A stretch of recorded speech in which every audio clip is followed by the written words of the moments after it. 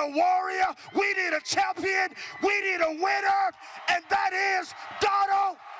He's the small-town preacher who's become a major surrogate for Donald Trump's campaign for president. The last thing I want to do was to draw attention away from Mr. Trump's policy. Pastor Mark Burns, a frequent cable news guest, a crowd favorite at Trump rallies, even a speaker at the Republican National Convention. From the great state of South Carolina. But before the campaign, he was virtually unknown. I think Donald Trump is a great judge of character. You know, you would think he would just choose the greatest names, but Donald Trump values character more so than popularity or name. And I think that I fall in that category. Pastor Burns' Harvest Praise and Worship Center in Easley, South Carolina is a small operation. The church, just a few folding chairs, tables, and cameras for his televangelism. Help us to receive the wisdom of the Lord Jesus Christ. After attending Trump's November meeting with black pastors in New York, Burns says former campaign manager Corey Lewandowski asked him to speak on Trump's behalf at Bob Jones University. He's been a favorite of the campaign ever since. He just came out of the blue. Virginia Beach Navy veteran Damon Davis says he's a Republican, but had never heard of the fiery Southern pastor. Neither had his friends. So they looked him up, and he had web pages up, and they saw one of the claims was that he was a member of Kappa Alpha Psi. Davis, who is a member of the predominantly African-American fraternity, says he first saw the claim in Pastor Burns' bio on his church's website. Davis says he captured this screen grab in July, just days after Burns spoke at the RNC. Then he started investigating. And what did you find? There is no person named Mark Burns, John Mark Burns, or any variation thereof in the fraternity ever. Davis says he contacted Pastor Burns. Soon after, Davis says the webpage disappeared. Well, CNN called Kappa headquarters too. They have no record of him. So when we sat down with Burns, we asked about that.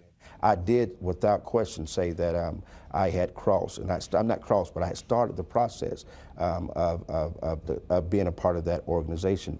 But that's the furthest that I've gotten. Is that the bio from your website? It is, but it is not the, it is the bio, but this is not an accurate depiction of the bio. I mean, information has obviously been added. I mean, I own up to any mistakes that I've made, like I did with my tweet, but obviously in this case, that's not. So this is not from your page? No, this is from my page, but what I'm saying is, obviously this has been manipulated or either hacked or added. CNN asked the site's host, Wix, about the possibility that someone could have tampered with the church's website. The company tells CNN there is no evidence of a hack. And CNN obtained the pastor's full bio from the church's website through an internet archive. You also claimed that you served 6 years in the Army Reserves. Is that accurate? Yes, it is. Okay, we called the Army and they said that you had no active Army or Army Reserve service. No, I wasn't part of the South Carolina National Guard. Okay, I just asked you about Army Reserves. That was my question. You, in this bio, claimed 6 years in the Army Reserves. Which is, it is reserves. It is the Army of South Carolina National Guard is reserves. In a statement to CNN, the U.S. Army says Burns served in the South Carolina National Guard from 2001 to 2005, was discharged in 2008. He has no active Army or Army Reserve service time. Did you attend North Greenville University? I did attend North Greenville University. Did you graduate from North Greenville University? No, I didn't complete the degree at North Greenville University. In fact, the university tells CNN he was here one semester. Again, the bio that's on your website claims that you earned a Bachelor of Science degree. Did you make that claim? I asked you just a moment ago as we were just opening up this, and first of all, I said that we were off the record. I didn't agree to that. Yeah, but I did. We're still rolling. I'm still asking you questions on the record. Did you make that claim that you graduated from North Greenville University? Because I think this is not fair that this is not fair at all. This is not what I agreed to. I thought we were doing a profile, and all of a sudden you're here to try to destroy my character. I'm not coming here to destroy your character. These are claims that were made on your website that was live while you were speaking at the Republican National Convention.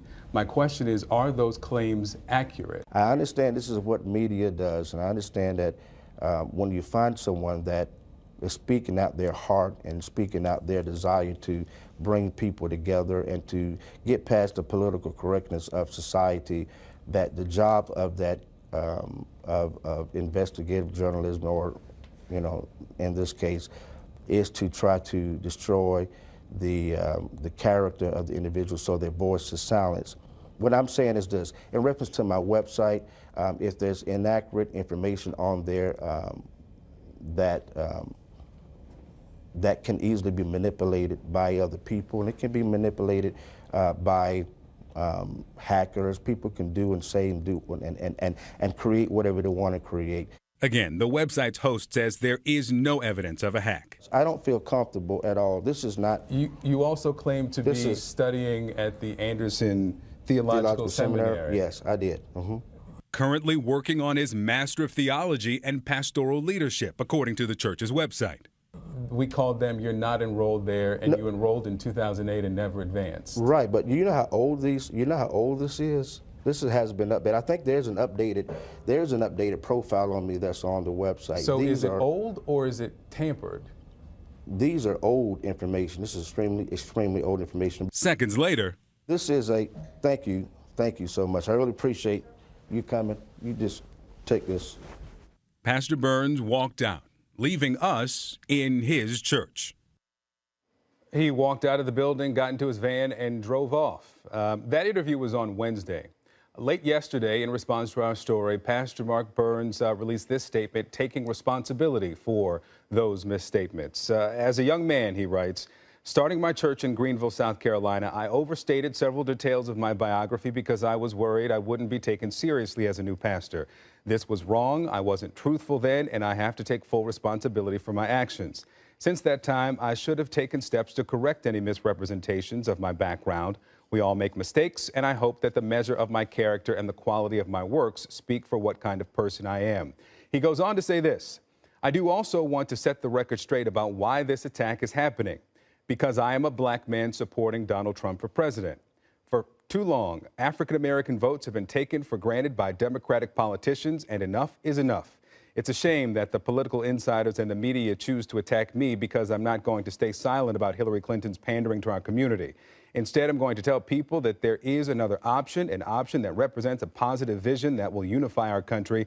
That's why I have and will continue to tirelessly support Mr. Trump.